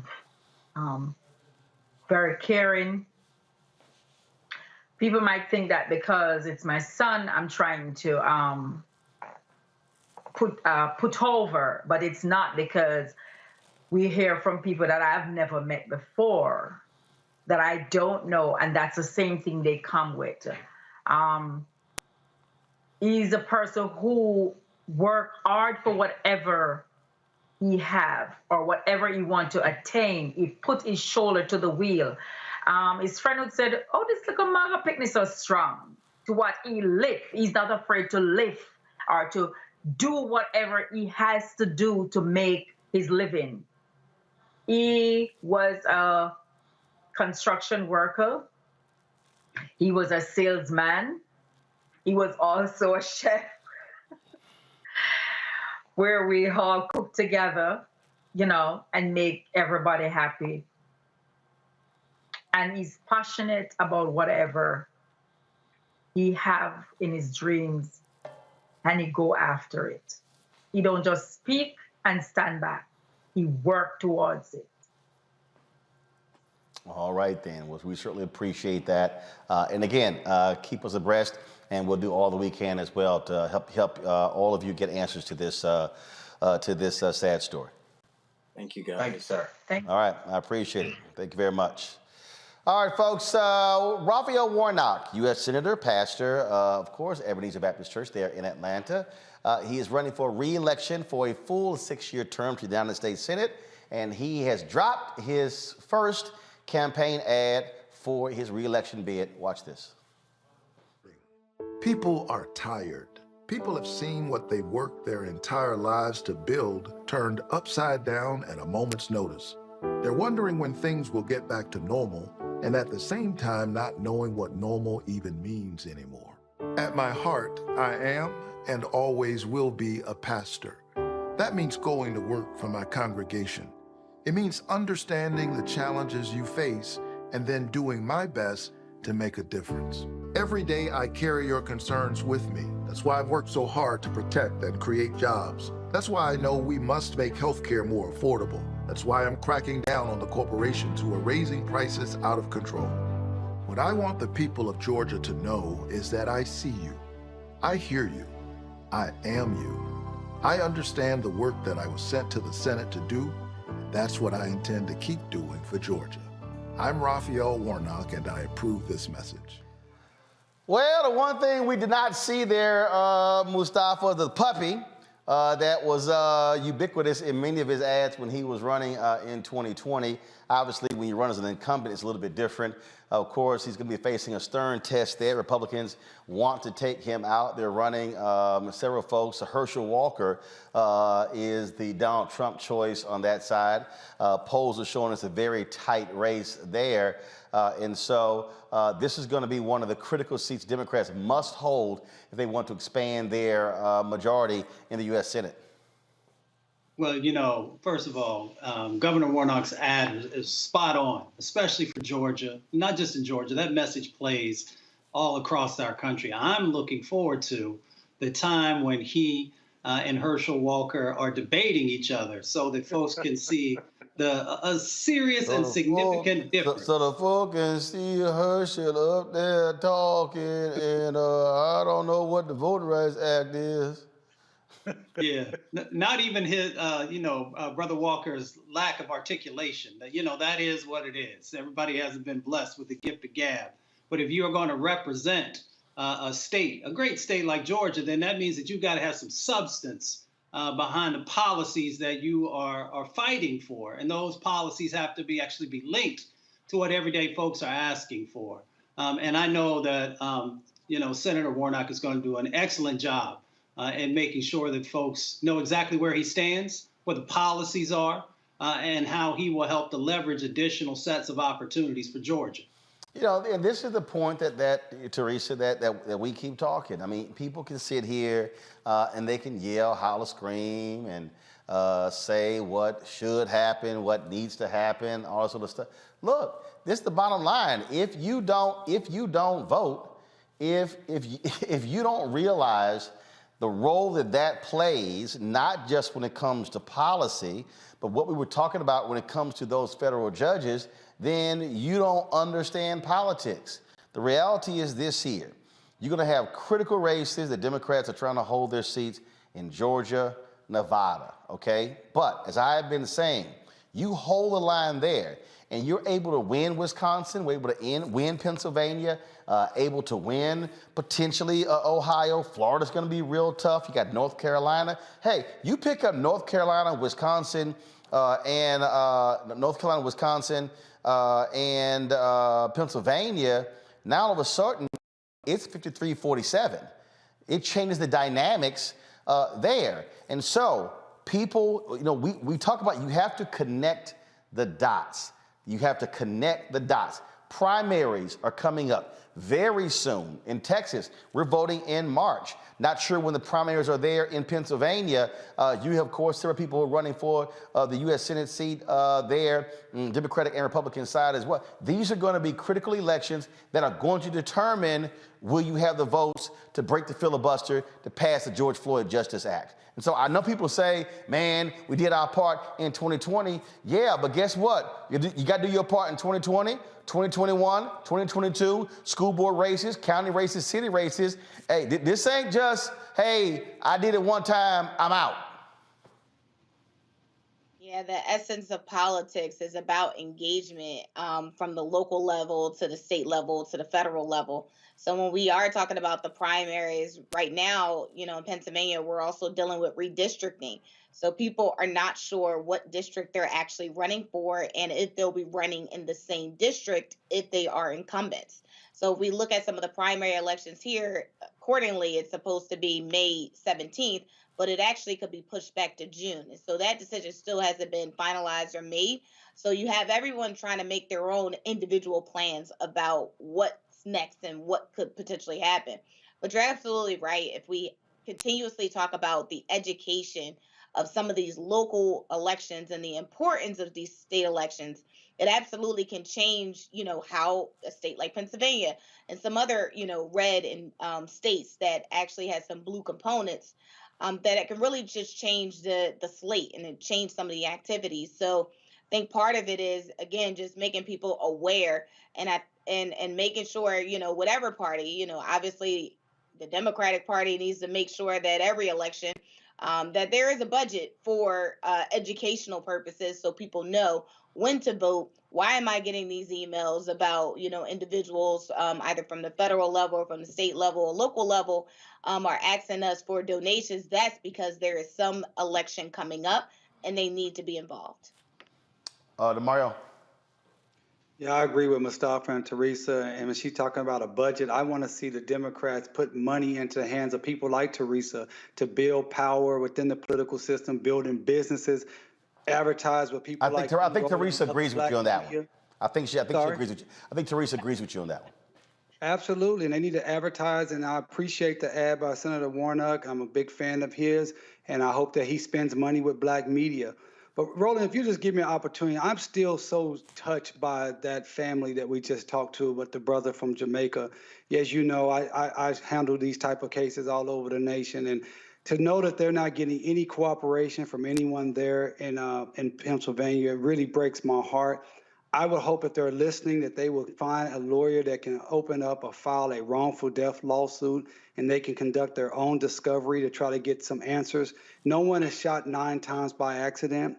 No one is left out in the front yard to die by accident. This was some type of a nefarious scenario. And if the government, the Jamaican, U.S., Allegheny County, whatever government will not help them, they need to find a lawyer in that locale that will file a lawsuit, at least utilize a civil process to get some form of accountability. I'm devastated to see that mother sit there and say for 2 months she doesn't know what's going on. And that actually goes back to what we're talking about here, voting, because that district attorney is elected. And so that district attorney he's not protecting or not serving all of the people in that particular locale. So that's another reason we have to be engaged in everything. But I hope, if they're listening, I hope you can get you an attorney to file your wrongful death lawsuit and try to get some answers for your son. All right, then. All right, folks. Congresswoman Joyce Beatty, of course, of Ohio, she's the chair of the Congressional Black Caucus, sent out this tweet earlier today. She was not happy at all when Kentucky Congressman Hal Rogers poked her and said to her, "Kiss my ass," when she asked him to put on a face mask. This is the tweet that she posted. Today, while heading to the House floor for votes, I respectfully asked my colleague, Representative Hal Rogers, to put on a mask while boarding the train. He then poked my back, demanding I get on the train. When I asked him not to touch me, he responded, "Kiss my ass." This is the kind of disrespect we have been fighting for years, and indicative of the larger issue we have with GOP members flaunting health and safety mandates designed to keep us and our staff safe. Representative Hal Rogers, when you're ready to grow up and apologize for your behavior, she wrote in the tweet, "You know where to find me." Well, it didn't take Sister long to get her apology. I was just about an hour ago. I was just checking to see what the latest was, and Hal Rogers tweeted this about 6:30. Let me pull this thing up. Here we go. Give me 1 second. Here we go. He tweeted, "This afternoon, I met with Representative Beatty to personally apologize. My words were not acceptable, and I expressed my regret to her first and foremost." Well, you should, you arrogant son of a bitch. This is the kind of crap that we see in Congress right now with many of these Republicans. People like Marjorie Taylor Greene, Lauren Boebert, they don't give a damn about wearing masks. But you don't put your hands on a black woman, Hal Rogers. Teresa, she should have checked him. Absolutely. I mean, look, the comfortability here, is just a bit alarming. It's the traditional privilege. It's the outlandish remarks. I'm glad she did it, but I know she wanted to do more. So I am absolutely happy that she kept her composure. But part of it is, it did have to be, the alarm had to be sounded on this guy. Because part of it is, if one feels comfortable, then everyone else starts to follow suit. So good for Rep. Betty. You poke me. That's asking me to smack the hell out of you, DeMario.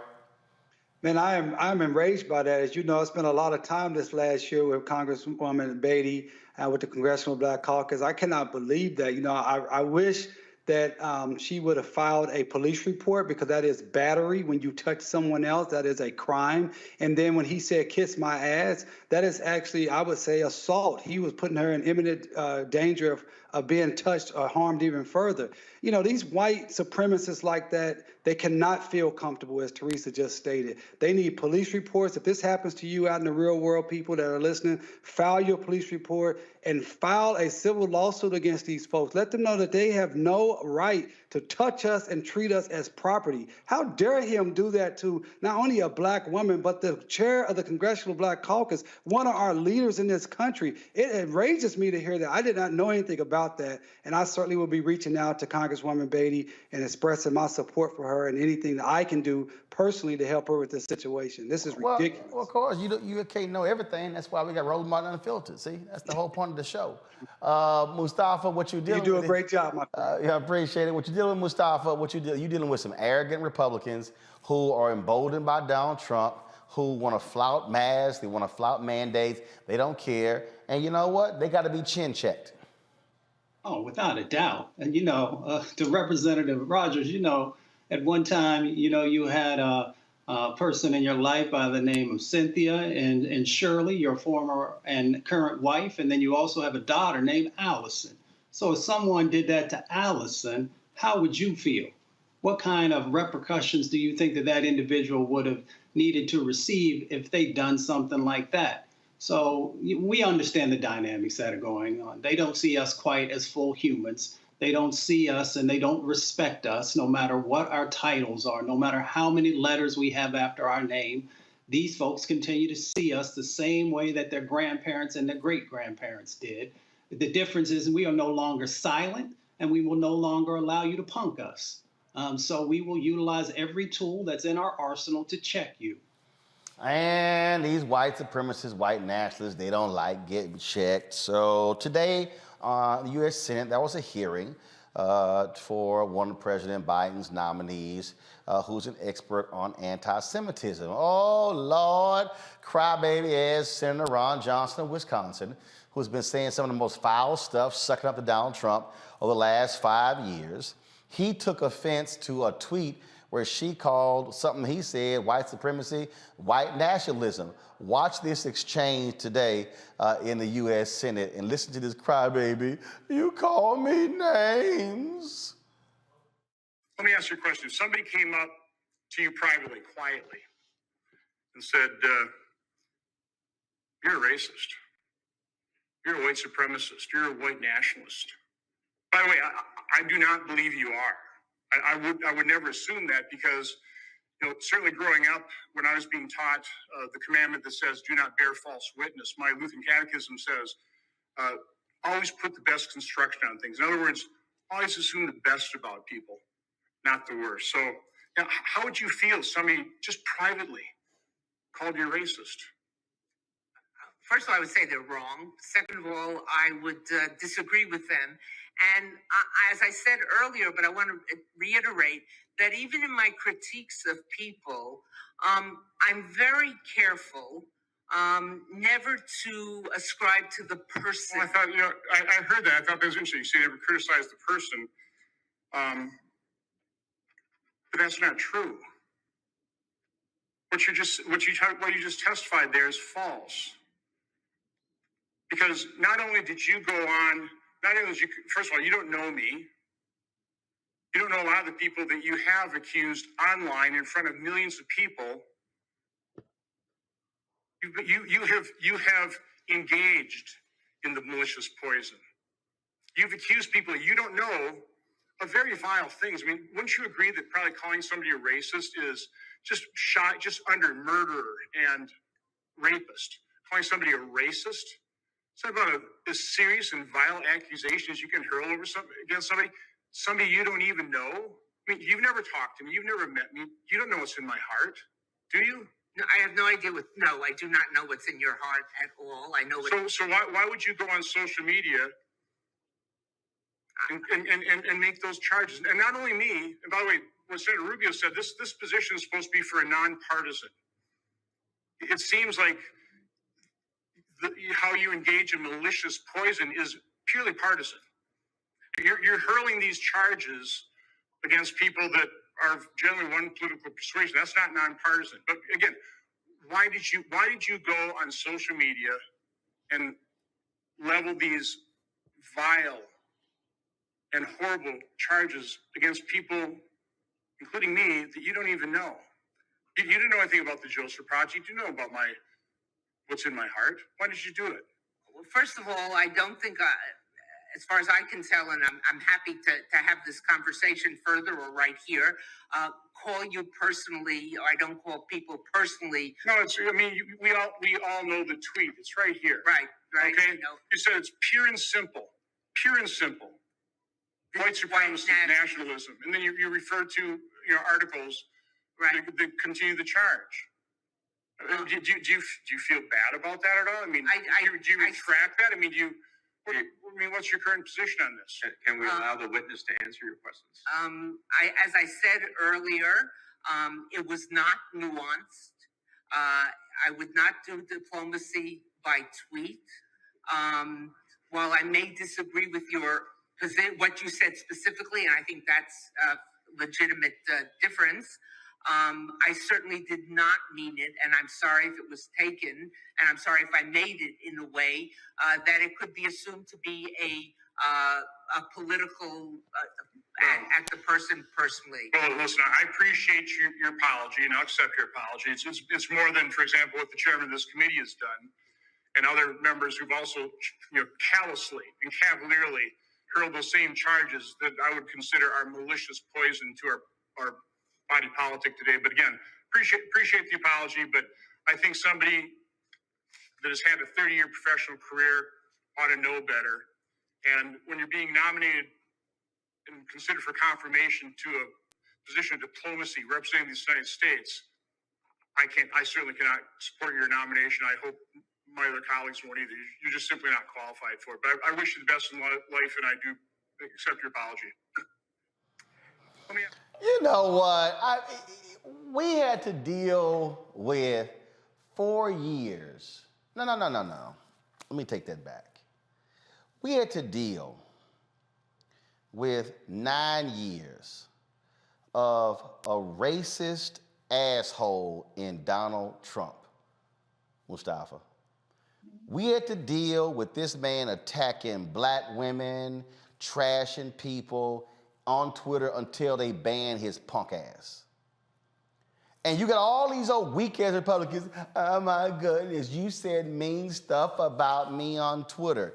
That's how they shot down Neera Tanden's appointment to head to OMB. They have been complaining and whining, and I don't know, why do you keep targeting is partisan Republicans in your tweets? Because probably most of y'all are saying some racist shit. That's probably why. So you mad because she called it out.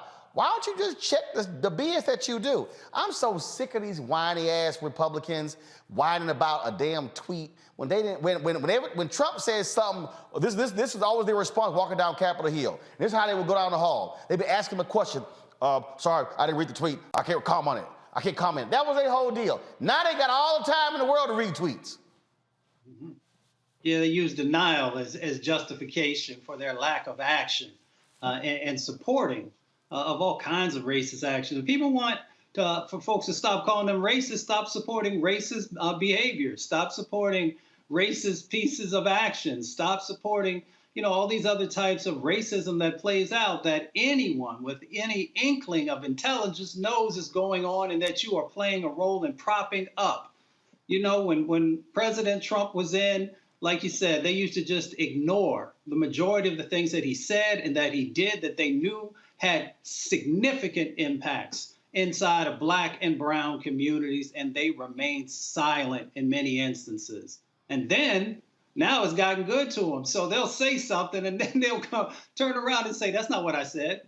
And you'll play the tape or you'll read the transcript back and they'll still be like, well, that's taken out of context. So, they assume that people are much less intelligent than they actually are. And they also assume that they can get away with saying and doing whatever they want to do without there being any repercussions. I I understand the sister and the situation that she was just in, because I wish she could have probably said how she truly felt. But I understand when you're going through a confirmation set of activities that, there's a certain level of decorum that you got to present. You know what, Teresa, when I remember I was in Atlanta, and we were talking to a judge there, and she had a staffer who was a millennial. And she's like, Judge, why you always criticize millennials? She said, because y'all do millennial shit. That's what she said. I was at the Republican Party. Why y'all keep getting called racist white supremacists? Because y'all do white supremacist shit. That's what y'all do. Tom Cotton, Ron Johnson, Ted Cruz. We can go on and on and on. You mad because folks calling you out? Because that's the stuff that you do. Yeah, the saying is if the shoe fits, wear it. I think, just part of my issue here, when we're going through a confirmation hearing, on taxpayer dollars, they're talking about their grievances with a tweet. Some of them don't even handle their own Twitter accounts, but yet on taxpayers' dollars, they want to take the time for their reasoning of why someone's not confirmed for a specific position is because they wanted to basically get the point across that they're not racist, which apparently in the GOP nowadays, if you're being called a racist, we see their approval rating go up and their fundraising goals skyrocket. So it's always interesting that it's like they don't want to be called it, but they actually do because they try to prove a point. And then when they think the point is proven, you start to see the fundraising go up. So very interesting. I just, DeMario, these cats crap. You take that punk ass you got in Oklahoma, Langford, all the crap that he said about Tulsa, and that's why he got booted from the damn commission. I'm like, man, we ain't sitting here playing games with y'all. We gonna call it like we see it. And you know what, Ron Johnson? Every white supremacist, white nationalist thing that you said is gonna be in ads when we defeat your sorry ass in the election in November. Yeah, I co-sign everything you say right there, Roland. But I tell you, this is a great example when I say the Democrats be too weak. I'm embarrassed for the nominee who capitulated her rightful statements about Ron Johnson being the white supremacist and white nationalist that he is. She capitulated, apologized to him, and then he still said, but I'm not going to support you. You're not qualified. This is a great example of why are we trying to appease the other side when they are not, they are completely not ever going to do anything to help us out. But DeMario, she could at least continue to say it. Go ahead, Roland, go ahead. She need to do all that. You know why? Because 2 Republicans already said they're going to vote for her. So that's one of those deals where when you're in a confirmation hearing, all right, boo, your little feelings hurt. I'm sorry you took it that way. Y'all go ahead and confirm me. I ain't taking the tweet down. That's what But I think that sends the wrong message. DeMario, here deal. Me and you ain't gonna never get nominated for anything that requires Senate confirmation. But I'm just saying that's the thing. That's what Republicans and Democrats do when you going before Senate. No, look at Brett Kavanaugh. No. Remember, Brett Kavanaugh did one thing, then he flipped to the other. That's Supreme Court. I'm talking about there are other examples of folks who've been nominated for lower level. This is a lower level position. This ain't no major position. I'm just saying she didn't sit here and go at them because like, you know what? I already got the votes. I'm gonna be confirmed. I'm not about to sit here and get back into the tit-tat for this food. That's all it is. I mean, I'm with you, but that's the deal. Yeah, but I think it's very important that we speak truth to power at all times. I think it's important that when other people are sitting down, we stand up and talk. When other people are retreating, we fight and we tell the truth. She could have simply stated, which I would have liked for her to say, listen, I made that analysis based upon what you said. That was something that I felt was right, racist and white supremacist, and it put people's lives in danger, particularly black and brown people. I'm sorry you felt that way. Or anything like that, but she completely capitulated and backed up and said, I'm sorry if I didn't mean that. And I don't think we need to do this with these racist white supremacists. That ain't gonna get her, but I'm telling you, that ain't gonna get her confirmed. That's gonna guarantee she don't get confirmed. He wasn't gonna vote for her anyway. No, because it's not about him. I just told you, 2 other Republican senators had already said they voted for her. She just need all Democrats. They have the votes. Now, this is one place. No. You don't know that. See? You assuming. Votes. You assuming Manchin and Sinema gonna vote for her. I'm trying to tell you. That's what I'm trying to tell you, Demario, there's a difference between 100% that and that's why there's stuff that happens in DC that's political. And so when they say, I ain't gonna sit here and go hard here, fine.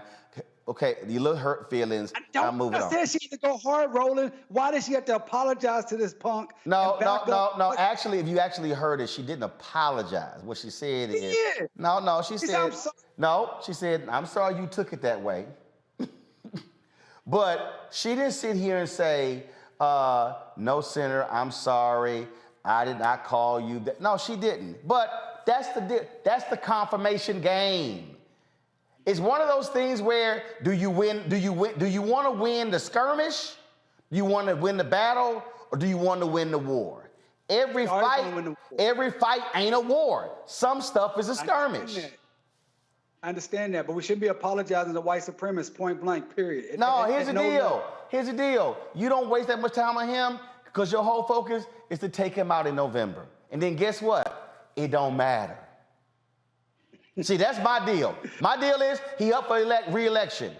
The thing is, take him out. That's the best revenge. That's the best revenge. All right, I gotta go to a break. Y'all. When we come back, we're gonna talk about, of course, we had an artist who's coming up, but also she a hooper. Why is she out here embarrassing people all on social media? Y'all might have seen some of these videos. We're gonna talk to her next right here. Roland Martin Unfiltered right here on the Black Star Network.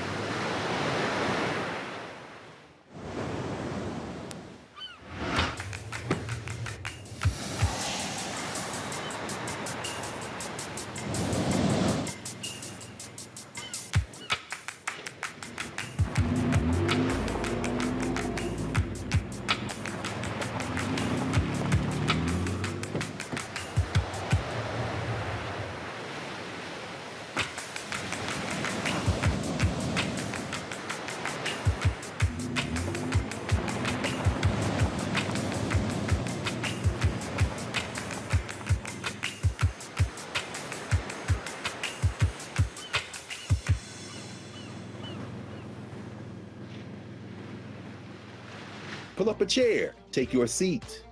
The Black Tape with me, Dr. Greg Carr, here on the Black Star Network. Every week, we'll take a deeper dive into the world we're living in. Join the conversation only on the Black Star Network.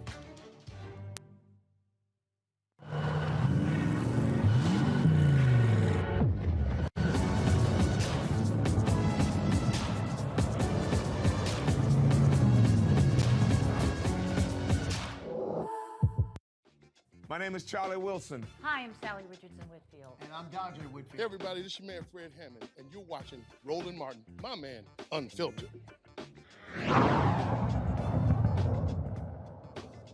You're not.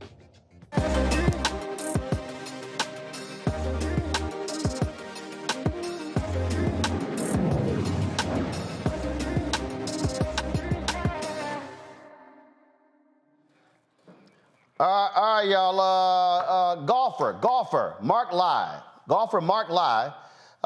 commentator for Sirius XM Radio. Y'all, he got fired because they were talking about, women golfers, and somehow he started talking about the WNBA.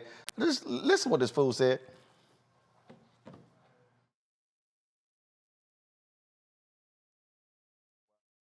You're not getting. See here.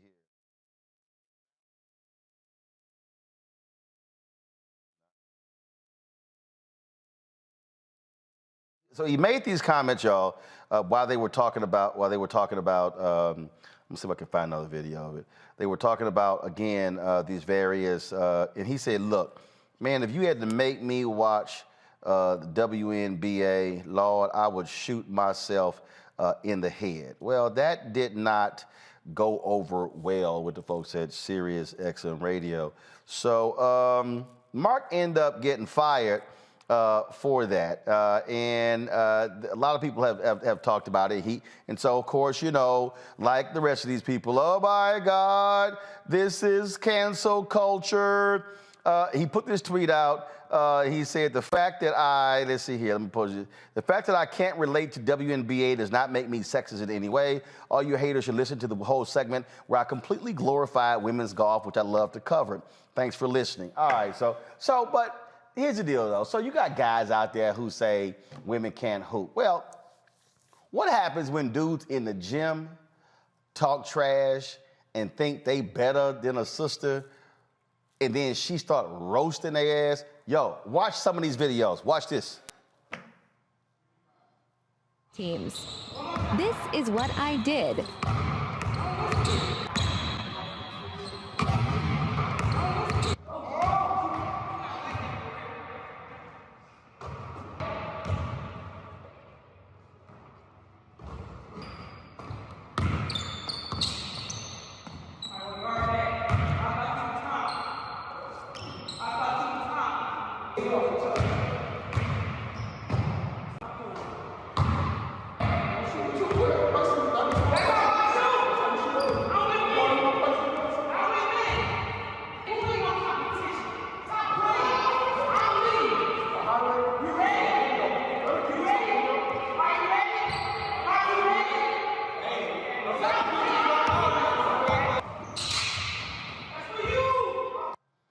I have cracked up at a whole bunch of these videos, y'all.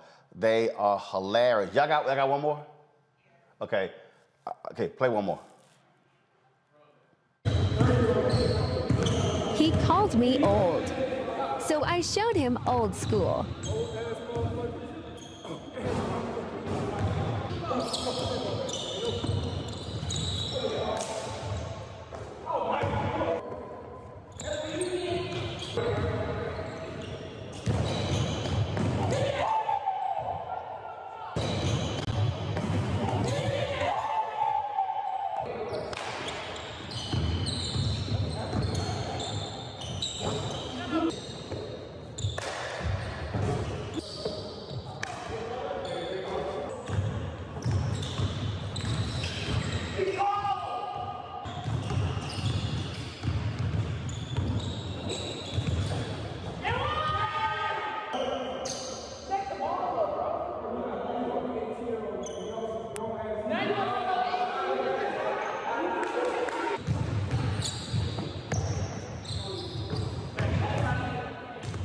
All right, so Angela Johnson joins us right now. She's an artist in Chicago, and so while she's schooling folks on the hard court, she's also schooling folks when it comes to art. Why are you sitting here just abusing people like that? Hi, thanks for having me. I'm just trying to represent for the women. I mean, but you ain't got to sit here and set the camera up, you know, and just recording, you know. So how did that whole thing start? Where you like, okay, let me go ahead and sit this down so everybody can see what happens. It was crazy. It was random. Just one day we set the camera up and we just wanted to record my interactions with the guys because we couldn't believe that they were treating me like this. And it just started from there. I don't know if we have the one video. So I guess and some dude wasn't playing any defense whatsoever. And then he said something like, "Yo, if I just have to D you up, you're not gonna score 1 point." And then all of a sudden you just got all pissed. You start rubbing the sand off your shoes and everything. Start stretching. Really? Well, look, I got a little old school in me. I guess I'm not part of the millennials, but look, if you talk, we gonna play. So did you hoop in school, or do you just hoop on your own? Yeah, so I hooped all through high school, 4 years of varsity, and then I went to college off and on for about 4 years. I just got back from Canada a couple years ago. Gotcha. And so you're regularly in the gym, just sitting here, whooping ass, taking names, huh? Well, no, I was actually coming back from break. These videos are me out of shape. So I was shocked to get the responses that they're getting. Hold up. See, now you're trying to brag. Yeah, these videos, I wasn't in shape and everything, know. No, it just, you can see my stomach kind of like out. I don't want people to think that this is how I played through college, because it wasn't. I see now you're like, damn, these videos getting attention. I better go ahead and get myself back into shape. I don't need them to talk about me that way. So is that what you say, huh? Absolutely. We looking forward to getting more competition as the videos get bigger. So I need to definitely get in some shape. All right, so people are watching your videos, but how are you promoting your art? The videos have been doing so well that the art kind of took a back seat, unfortunately, but I'm still painting. All right, so what kind of painting are you doing? I do a lot of kind of like abstract art. I try to get art that brings a vibe to a room that's unique.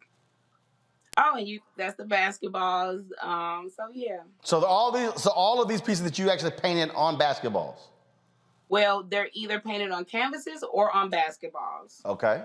All right, got it. Now, how long have you been doing art?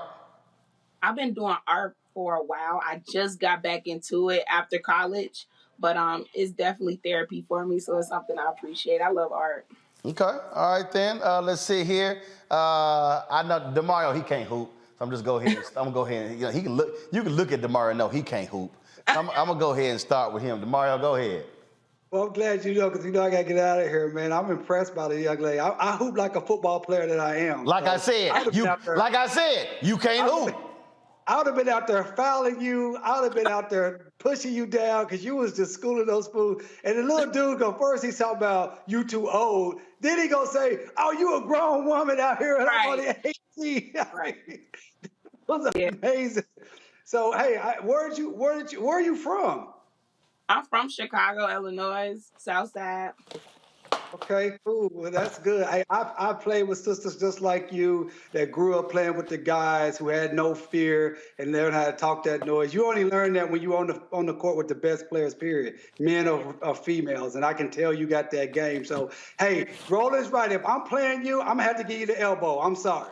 Yes, sir. I'm going to have to give you the elbow. I'm old school, too. I'm going to have to give you the elbow. I understand.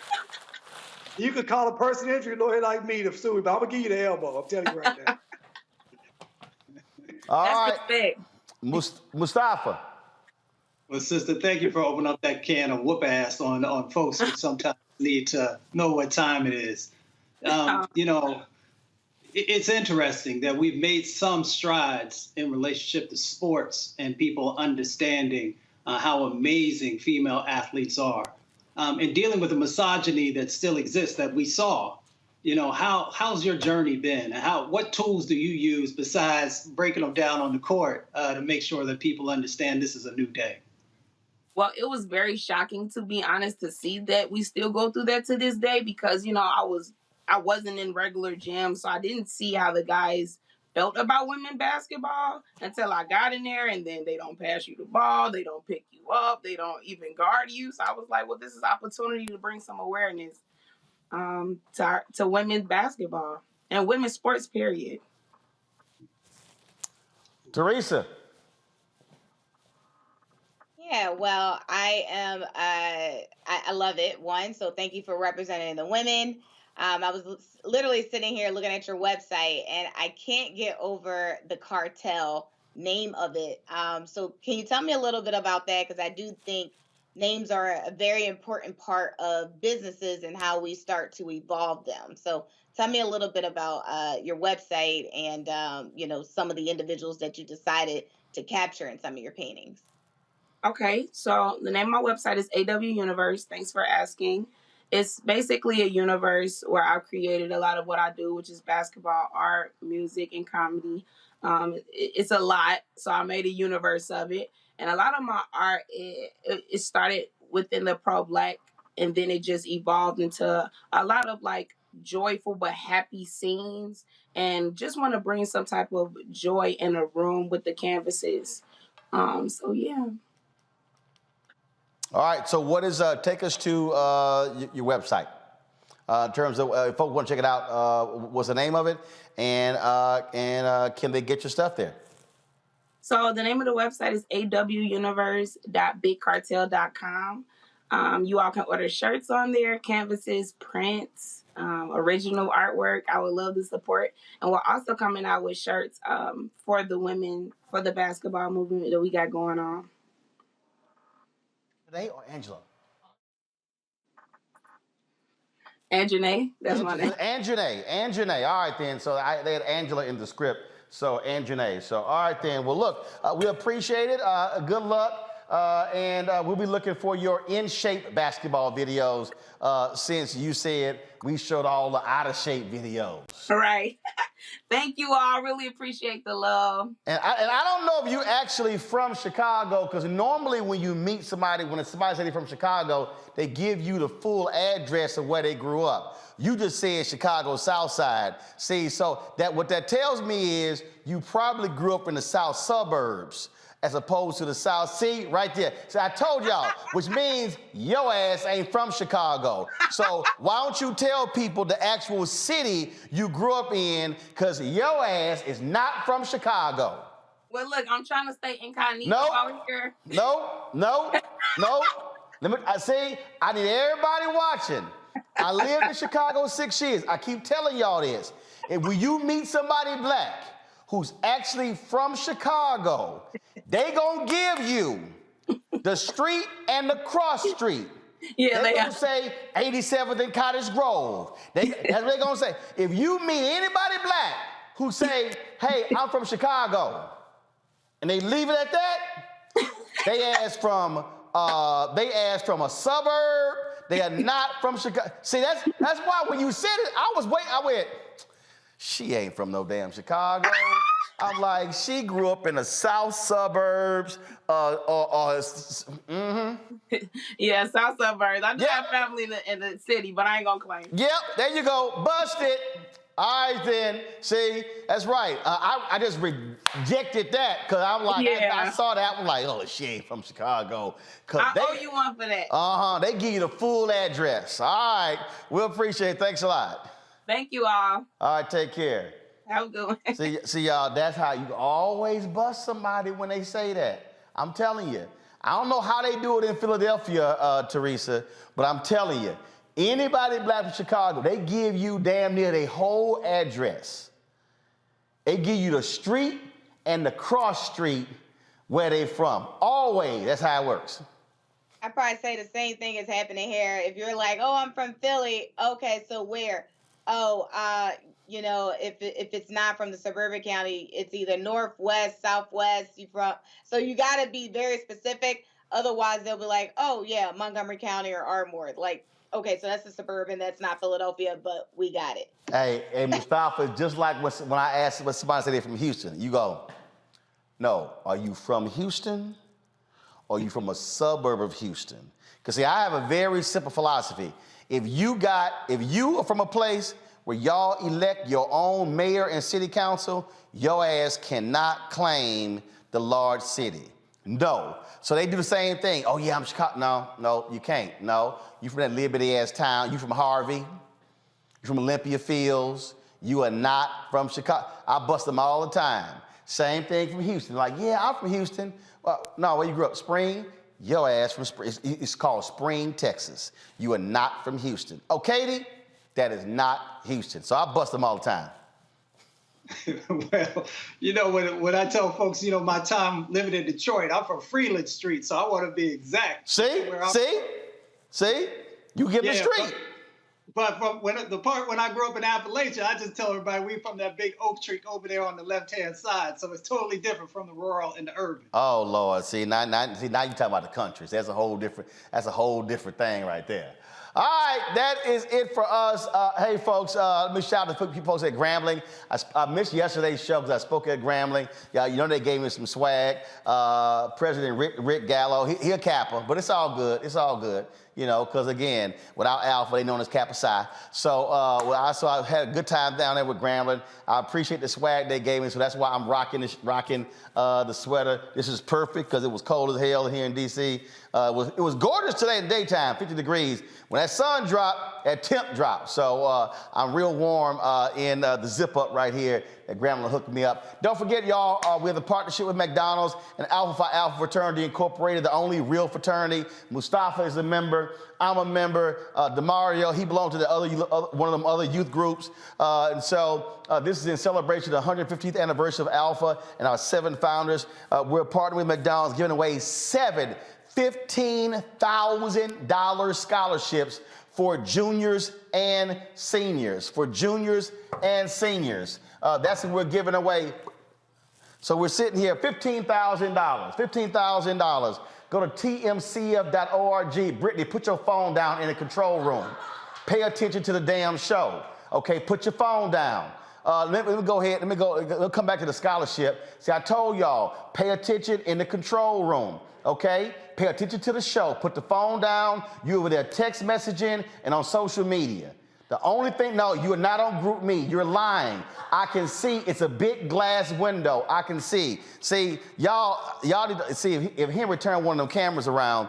So y'all gotta understand. You got these. See, she doing millennial shit right now. That's what she doing. Millennial shit. Where you trying to sit here and do the show, and my niece laughing because she do millennial shit. Where you sitting here trying to work and they be on a damn phone the whole time you trying to work. That's why when the control room be messing up, because they on their phone, they missing stuff, okay? So when they ain't playing something right, because they on their damn phone, okay? So luckily now we got this big old glass window right here where I can literally see inside the control room. I can see everybody while I'm on this side of the studio. And see, guess what? Their backs to me, so they can't lie when they got their phone. Her problem is, again, when you a millennial, she holding her shit up, leaning all back in the chair. I can literally see her whole damn conversation. If she was smart like us, Mustafa, those of us who were in Gen X, we knew how to cheat with it in our lap. We knew, because if you sit right here, it's contained right here. Nobody in the back can see you or nothing. But see, she don't know that. But that's what happened. So, your ass got busted. So, yeah, put the damn phone down. Thank you. Let me get back to talking about this scholarship. Go to tmcf.org to apply. All the rules are on the website. Y'all can check it out and apply for the scholarship. The deadline is February 28th. February 28th, and that's how we do it. That's right. This is the blackest show on TV, on digital, because we keep it real all of the time. So that's it for me and my millennial shit staffers. Thank you so much. Appreciate the panel, Mustafa, Teresa, as well as DeMario for being with us, folks. I had a good time today. We're going to see you guys tomorrow. Yo, Carol, don't have the mayor of Inglewood tomorrow? All right, so Inglewood, that's where the Rams are hosting the Super Bowl, is located in Inglewood, California. Y'all know that's a black city, right? Well, I'm going to have the mayor of Inglewood on the show tomorrow talking about that. All right, y'all, that's it for me. I got to go. I'll see y'all later. I had an early flight, 6 a.m. leaving Shreveport, so bruh need a nap. So I will see y'all tomorrow right here on Roland Martin Unfiltered on the Black Star Network, owned by a Gen X who knows how not to get busted when you are at work. Brittany, holla!